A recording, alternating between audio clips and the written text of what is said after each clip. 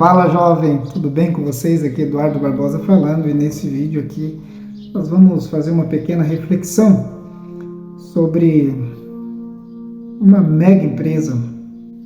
Seus colaboradores exigiram do dono da empresa que colocasse alguém para governar aquela empresa, alguém que pudesse estar próximo a eles. Afinal de contas, todas as empresas que eles já tinham ouvido falar, todas elas tinham um governador.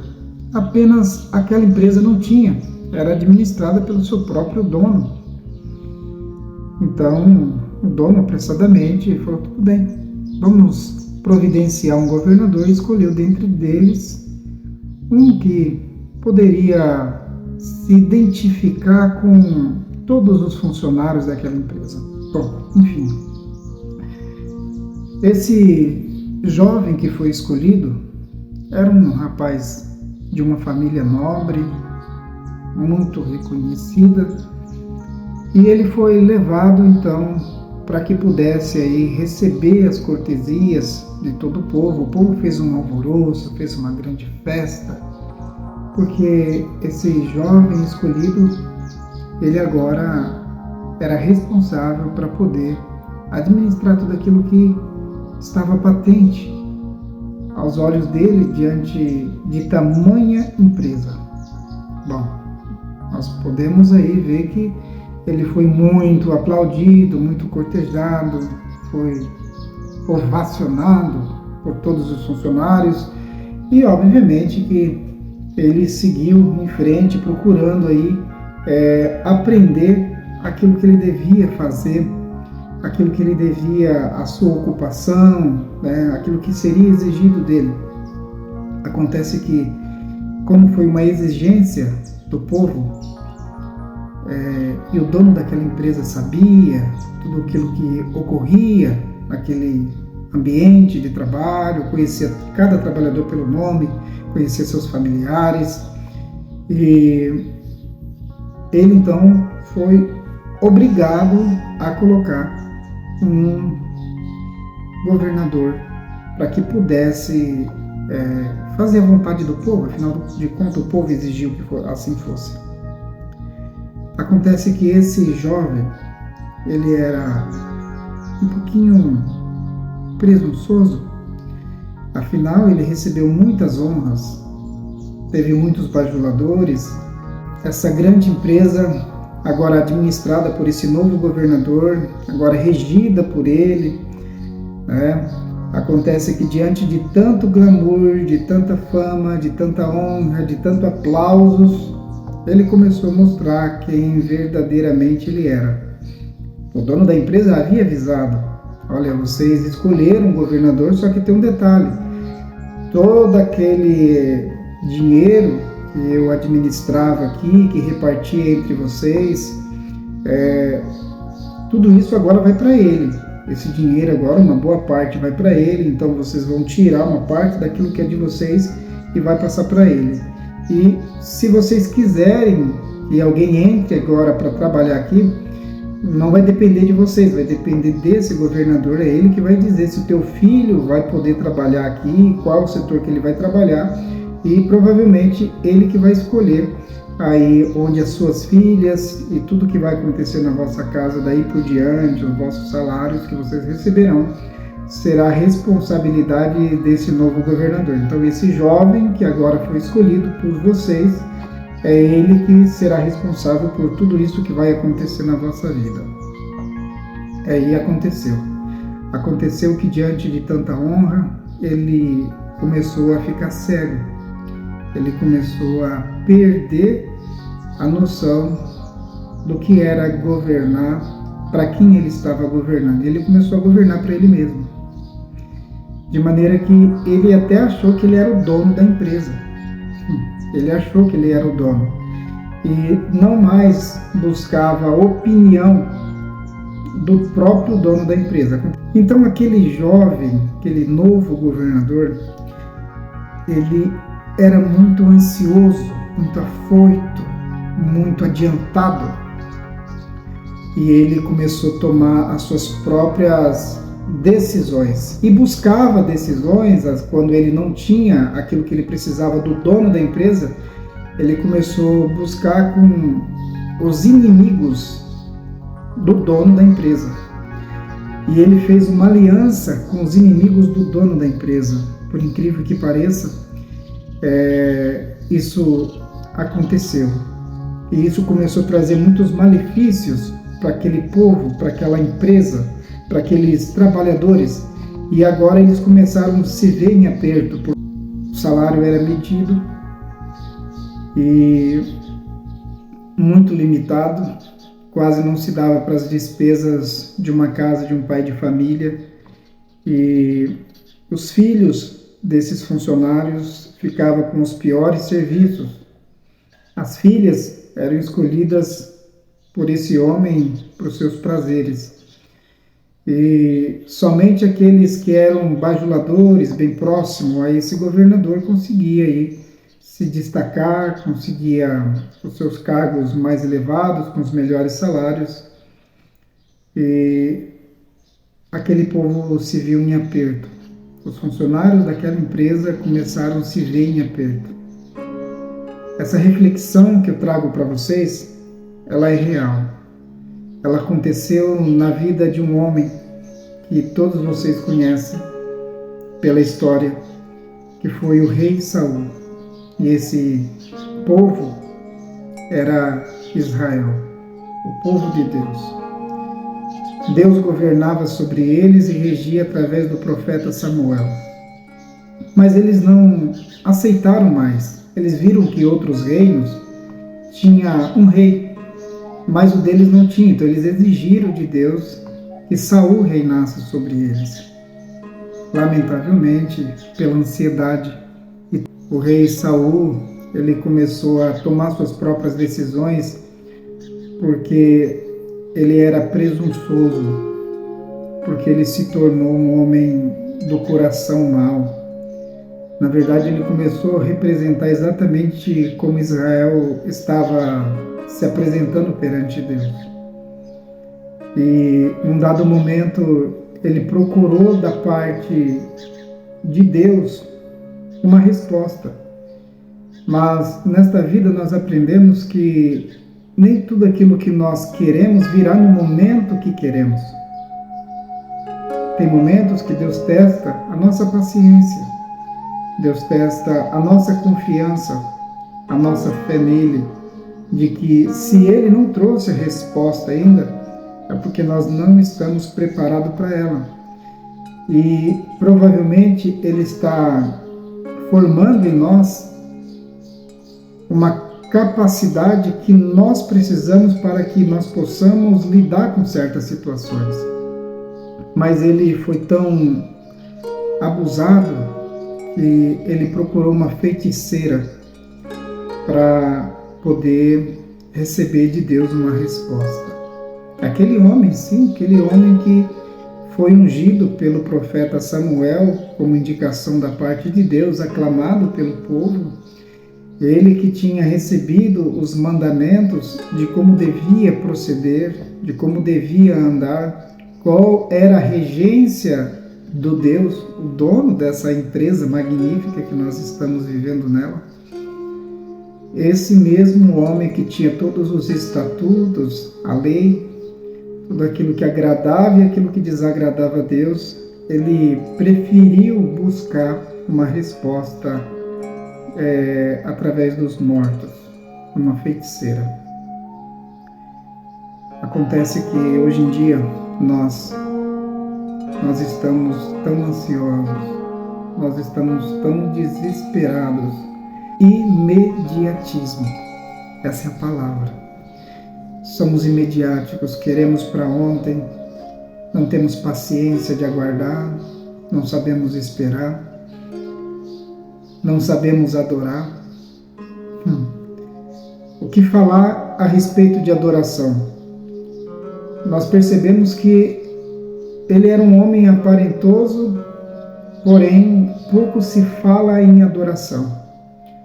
Pouco se tem falando a respeito de que o coração dele era voltado a Deus ou de que ele instruía o povo que assim fosse. Não.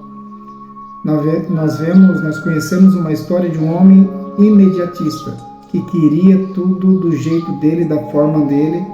Foi isso que fez com que ele entristecesse Deus. Foi isso com que fez que ele perdesse o seu reinado, o seu domínio, a sua governança. E ele, então, procurando essa feiticeira, ele mostrou claramente que o que importava não era a voz de Deus. Não era. Ele estava ansioso para conhecer o amanhã. Ele estava ansioso para buscar somente o seu próprio interesse. E eu trago para você esta reflexão. Quantas das vezes você foi congregar? E sim, você foi no culto, cultuar a Deus. Quantas das vezes você foi adorá-lo? Adorá-lo, e quando diz adorar, é levar de você para Ele. E não ir buscar dele. Buscar uma resposta para a porta que está fechada, para o adversário que está te perseguindo, para o seu inimigo que está te caluniando, para o casamento que você anseia e tantas outras necessidades que nós temos aqui nesta vida, mas que nós aprendemos que existe algo além da nossa necessidade material. É a nossa necessidade espiritual de ser adoradores, de ir congregar para adorar a Deus. Existe um conceito que as denominações se perderam no longo do caminho. Era para estarmos, todos nós, congregando, adorando a Deus, buscando a Deus, honrando a Deus com os seus instrumentos, com as vozes, com o nosso corpo, com a nossa mente, em ato de agradecimento, mas muitos, e eu quero falar diretamente para você que está me ouvindo, eu quero que você preste atenção. Não vá na igreja, não vá lá na tua igreja para buscar a palavra a respeito do teu problema, da tua dor, da tua enfermidade, da porta que está fechada, da tua angústia, do teu vizinho que te persegue, da traição que você passou, do desprezo que você está vivendo. Vai lá para adorar Ele. Vai lá para entregar o que você tem de melhor para o teu Deus. Vai para ofertar a Ele tudo que você tem. Pega a tua família e diga para eles: vamos cantar o nosso Deus, vamos adorá-lo. Quando você chegar naquele ambiente tão lindo e tão poderoso que poucos conseguem visualizar isso, não busque a imagem do homem que está lá na frente, do pastor, do pregador, do cooperador, do ancião, do presbítero.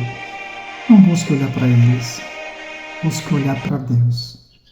Oferta para Ele de todo o teu coração e de toda a tua alma, porque só assim você vai entender que Deus tem poder de transformar a tua vida e dar tudo aquilo que você precisa, mas primeiro, seja você um adorador. Nas Sagradas Escrituras nós vimos quantas coisas que aconteceram.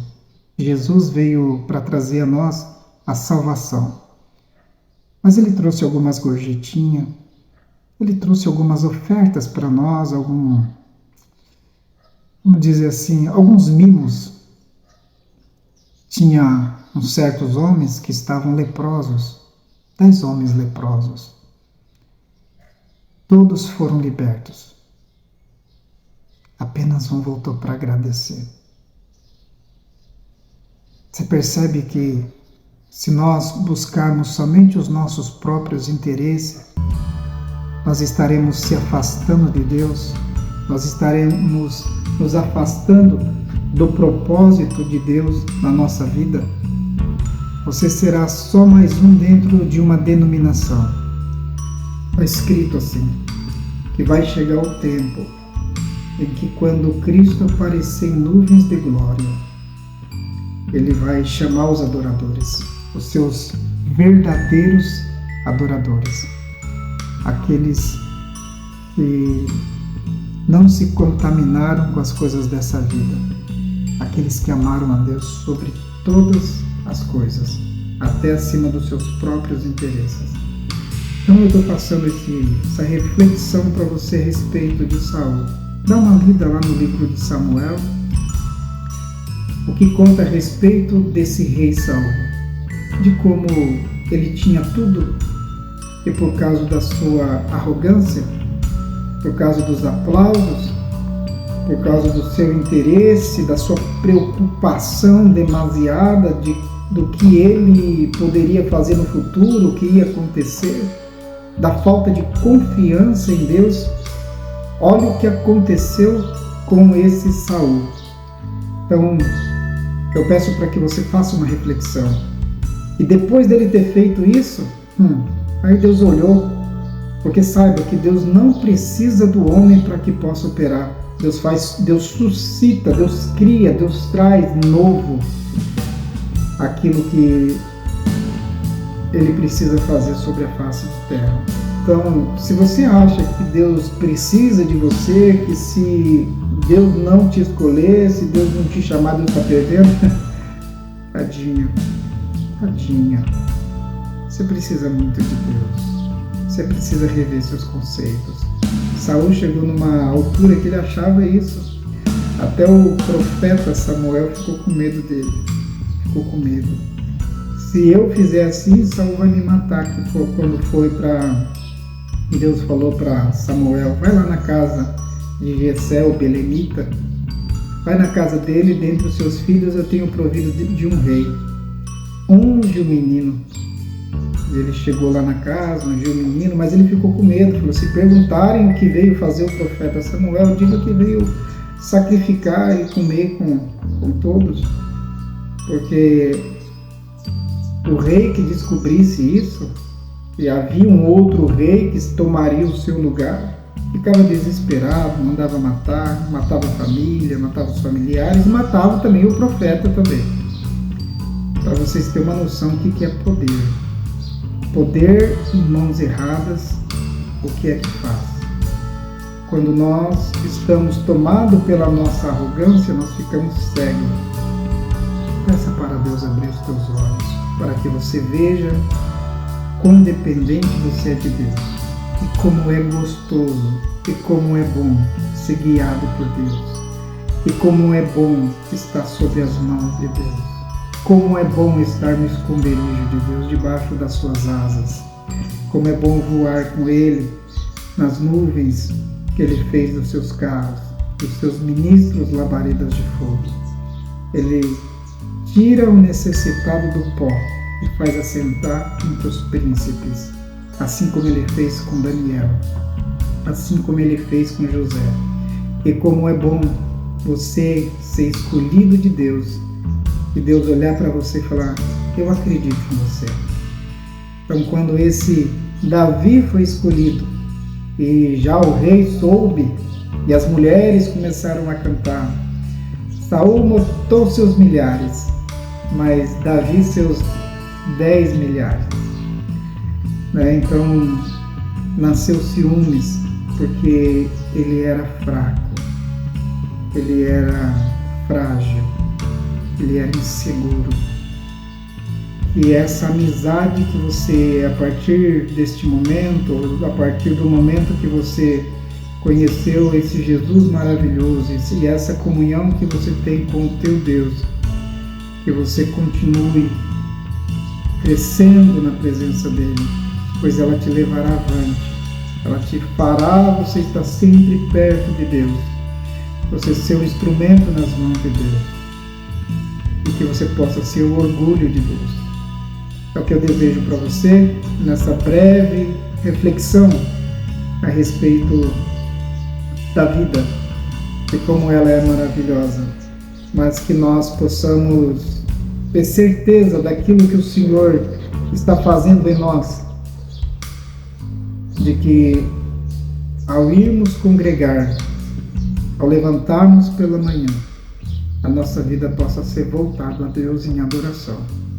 Mas o que vai acontecer? Não importa.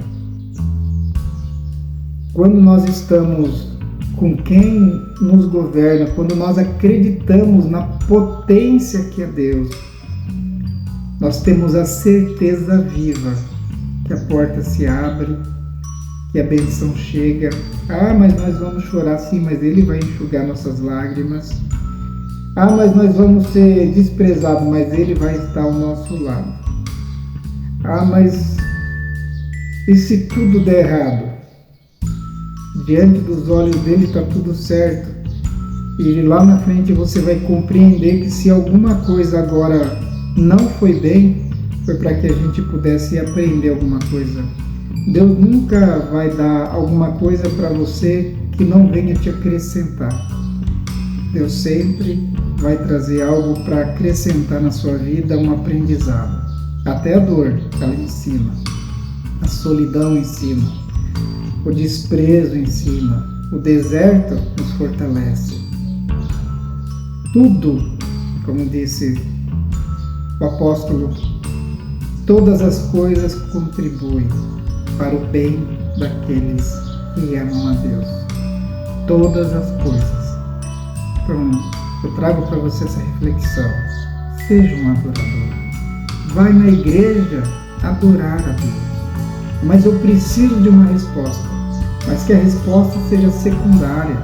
Ela será um resultado. Ela será uma consequência de você ser um adorador. Deus falou com Davi. Deus amou Davi. Deus perdoou Davi. Deus abriu as portas para Davi. Davi ganhou guerras. Mas antes de tudo isso, ele já era um adorador. Tem uma outra parte que está escrito assim: aonde estiver o vosso tesouro, aí estará o vosso coração.